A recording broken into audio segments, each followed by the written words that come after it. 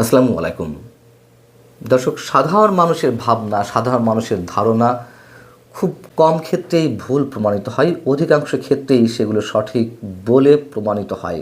যেমন 2024-এর 5 আগস্ট গণ অভ্যুত্থানের মাত্র কদিন পরে সেই মানুষের মধ্যে এই ধারণা স্পষ্ট হতে থাকলো যে ওই আন্দোলন বা ওই গণ অভ্যুত্থানের নেতৃত্বে যে ছাত্রনেতারা ছিলেন তাদের অধিকাংশই হয় জামাত শিবিরের রাজনীতির সঙ্গে সরাসরি জড়িত, অথবা অধিকাংশই জামায়াতের মনোভাবাপন্ন অথবা জামাতের আদর্শের দ্বারা অনুপ্রাণিত, এবং সেটি নানান ক্ষেত্রে আমাদের সামনে বাস্তবতা হিসেবে উপস্থিত হয়েছে। এবং সেই ছাত্র সমন্বয়কদের মধ্য থেকে বা তাদের নেতৃত্বে পরবর্তীতে এসে জাতীয় নাগরিক পার্টি বা এনসিপি নামে যে দলটির আত্মপ্রকাশ ঘটল, তখন আমাদের মতো অনেকেই বলার চেষ্টা করছিলেন বা সাধারণ মানুষও মন্তব্য করেছেন এটি স্রেফ এনসিপি, স্রেফ জামায়াতের বি টিম, এবং সেটি এখন একেবারে স্পষ্ট হতে চলেছে।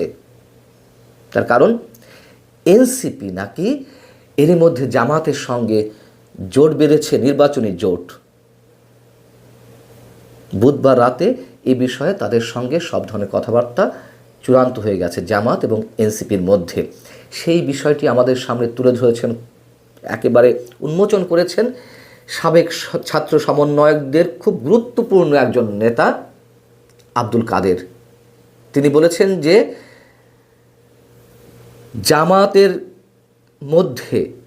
জামাতের গর্ভে এর মধ্য দিয়ে এনসিপি বিলীন হতে চলেছে। খুবই যৌক্তিক কথা, বিলীন হওয়ারই কথা। বিলীন তো ছিলই, একসাথে মিশে একাকার ছিল। পরবর্তীতে নানান কারণে হয়তো আমাদের সামনে আলাদা হিসেবে দেখা দিয়েছিল, এখন আবার বিলীন হয়ে যাবে। এবং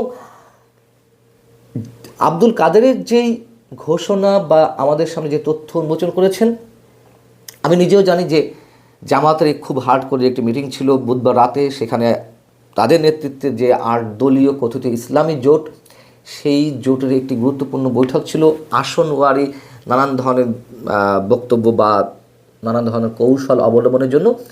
পরবর্তীতে তার সাথে নাকি এনসিপিও যুক্ত হয়েছে। তো আব্দুল কাদের সম্বন্ধে আরেকটু বলি।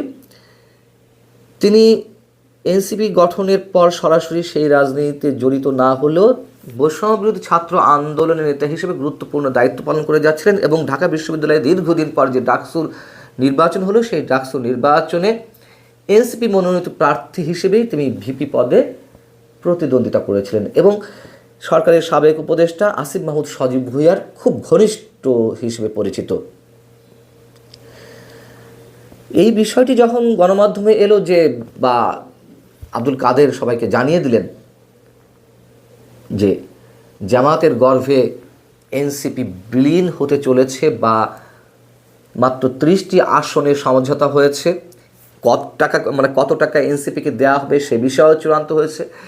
এইসব বিষয়ে এনসিপির গুরুত্বপূর্ণ দায়িত্বে যারা রয়েছেন, আহ্বায়ক নাহিদ ইসলাম কিংবা সদস্য সচিব আক্তার হোসেন, তাদের সঙ্গে গণমাধ্যমের পক্ষ থেকে যোগাযোগ করা হয়েছিল, কিন্তু তারা কেউ ফোন রিসিভ করেননি। এমনকি জামায়াতের প্রতিক্রিয়াও জানা সম্ভব হয়নি, যদিও আব্দুল কাদের জানিয়ে দিয়েছেন যে এই বিষয়ে জামায়াতের জেনারেল সেক্রেটারি মিয়া মোহাম্মদ গোলাম পরোয়ার তিনিও এনসিপির সঙ্গে জোট বাঁধার বিষয়টি গণমাধ্যমকে নিশ্চিত করেছেন।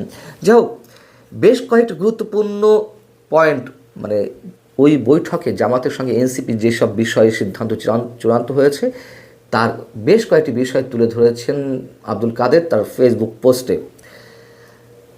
তিনি বলছেন, তারুণ্যের রাজনীতিক কবর রচিত হতে যাচ্ছে, এনসিপি অবশেষে জামাতের সাথে সরাসরি জোট বাঁধছে। সারা দেশের মানুষের নেতাকর্মীদের আশা আকাঙ্ক্ষাকে জলাঞ্জলি দিয়ে গুটি কয়েক নেতার স্বার্থ হাসিল করতেই এমন আত্মঘাতী সিদ্ধান্ত নিয়েছে তারা। সব কিছু ঠিকঠাক থাকলে আগামীকাল এই জোটের ঘোষণা আসতে পারে, অর্থাৎ শুক্রবার এটি প্রকাশ্যে আসতে পারে, আর এর মধ্য দিয়ে কার্যত এনসিপি জামাতের গর্ভে বিলীন হয়ে যাবে। জামায়াতের কাছে এনসিপি 50টি আসন চেয়েছিল, সেখানে 30টি আসন চূড়ান্ত হয়েছে যে এনসিপিকে ছাড় দেওয়া হবে, এবং জোটের শর্ত অনুযায়ী বাকি 270টি আসনে জামায়াত বা তাদের শরিকদের আরও যারা প্রার্থী হবেন তাদেরকে সহযোগিতা করবে এনসিপি। ক টাকা করে পাবে এনসিপি প্রার্থীরা?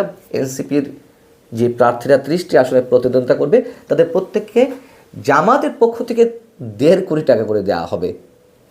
মোটামুটি 45-50 কোটি টাকা পাবে এনসিপি। এবং সমঝোতার 30 আসনে এনসিপির কারা প্রার্থী হবেন সেই জন্য জামাতের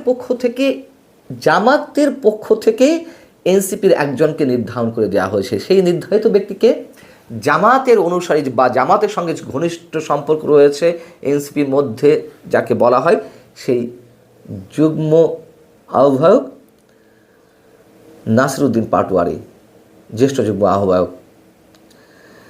আবার নাসিরউদ্দিন পাটোয়ারি যে একা ঠিক করবেন তা না, তিনি আবার জামাতের নায়েবে আমির মানে আবদুল্লাহ মোহাম্মদ তাহের তার সঙ্গে মিলেই চূড়ান্ত করবেন যে এনসিপির কে প্রার্থী হবেন।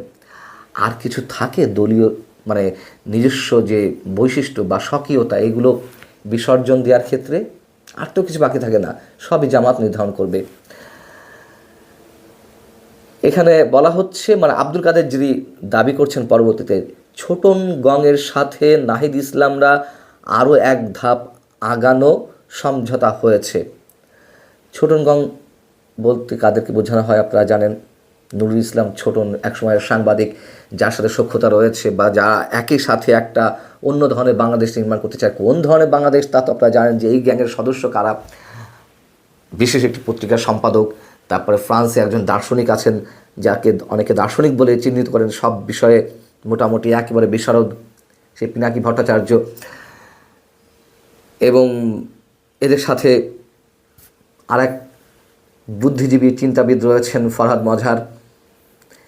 তাদের একটি আলাদা গ্যাং আছে অনেকে মনে করেন। সেই গ্যাংয়ের অন্যতম সদস্য নুরুল ইসলাম ছোটন নাকি জানিয়েছে যে পশ্চিমারা প্রধানমন্ত্রী হিসেবে কিংবা বিরোধী দলীয় নেতা হিসেবে সংসদে জামাতকে চায় না। সেই হিসেবে নির্বাচনে জিতলে নাহিদ ইসলাম হবেন প্রধানমন্ত্রী। যদি নাহিদ ইসলাম জিতে যায় 30টি আসন দিয়ে প্রতিদ্বন্দ্বিতা করার পরও যদি নাহিদ ইসলাম এমপি হিসেবে নির্বাচিত হন, নাহিদ ইসলাম হবেন প্রধানমন্ত্রী। আর বিরোধী দলে গেলে নাহিদ হবেন বিরোধী দলীয় নেতা। তো আব্দুল কাদের বলছেন এত তরুণ নিজের গোছানো ক্যারিয়ার, পরিবার পরিজন বাদ দিয়ে দেশের হাল ধরতে এসেছিল, একটা সম্ভাবনা তৈরি করেছিল, স্বপ্ন দেখেছিল। নাহিদ ইসলামরা গতকাল রাতে সেই স্বপ্নকে মাটি চাপা দিয়ে এসেছেন।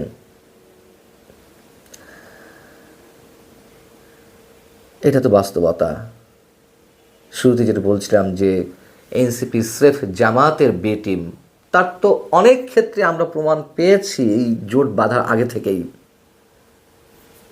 জামাত বলি, এনসিপি বলি, এবি পার্টি বলি, তাদের মূল এখন প্রতিদ্বন্দ্বিত বিএনপি। এবং বিএনপিকে জামাত যে ভাষায় আক্রমণ করছে ঠিক একই ভাষায় আক্রমণ করছে এনসিপি। ৭১-এর ইতিহাসকে অস্বীকার করা জামাতের যেমন চারিত্রিক সব কিছুতে ধরা পড়ে। যতই তারা মুক্তিযুদ্ধকে মুখে মুখে স্বীকার করুক না কেন, তারা ৪৭ থেকে শুরু করতে চায়, এনসিপিও তাই। এবং ইতিহাসকে নিয়ে কি জঘন্য নোংরা খেলা গত ১৬-১৭ মাসে হয়েছে তো আমরা জানি। এবং দলীয় কার্যক্রম সব কিছুই তো জামাতের সঙ্গে মিলেমিশে একাকার। জামাতের মঞ্চে উঠে সার্জিস আলম, হাসনাত আবদুল্লাহ যে জামাতের নেতাদের প্রশংসায় পঞ্চমুখ হতে দেখেছি আমরা সবসময়, জামাতের কর্মকাণ্ড নিয়ে তাদের বক্তব্য দেখেছি। এবং